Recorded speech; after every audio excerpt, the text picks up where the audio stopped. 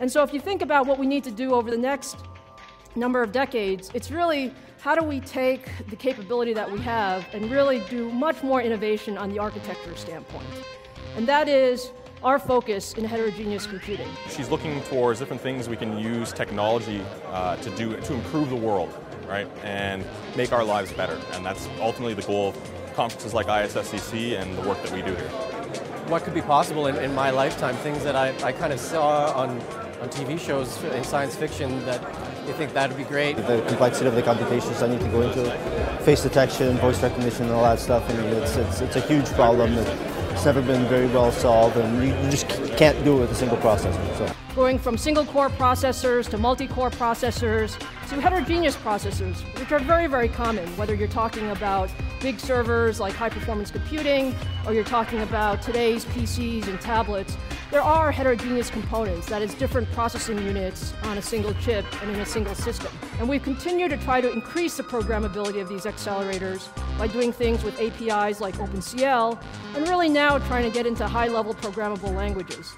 So the combination of those two are what we call heterogeneous computing and where we think the future is going. I love Star Trek. Ever since I've been a little kid, I've watched Star Trek. I love Geordi LaForge. He and his engineering skills about the warp engine. It's just amazing. I mean, in the holodeck, you can interact with physical things. You can pick them up and move them. And that's going to be, these are things that can be reconfigured digitally. I think that's going to be quite the challenge in the future. You can imagine a world, and you are actually part of that world. You can imagine whatever you want, and yeah, it's just fantastic.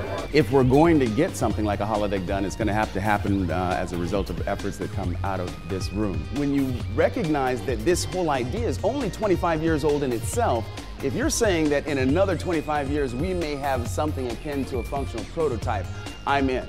I've always been fascinated by the technology that science fiction represents. I think that there's this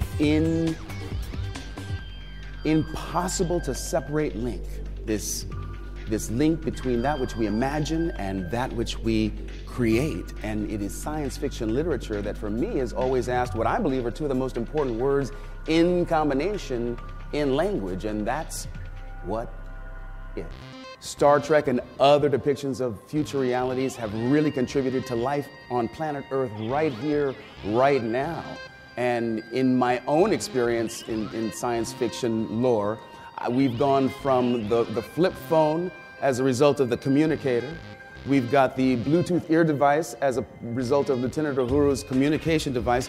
My goodness, on the Enterprise D, we carried pads, and now we have tablet computers that are an integral part of our lives. So that inextricable link between the imagination and what we actually produce here is pretty solid. That's fantastic, LeVar. You did exactly what I wanted to do, which was bring the holodeck to life. And I think this is a group of people who can do it. Maybe we can use this example of the holodeck to really spur our imagination, because I think the things that we thought weren't possible a couple of decades ago, we now think are possible. And the things that we think seem a little bit out of reach, we can bring much closer.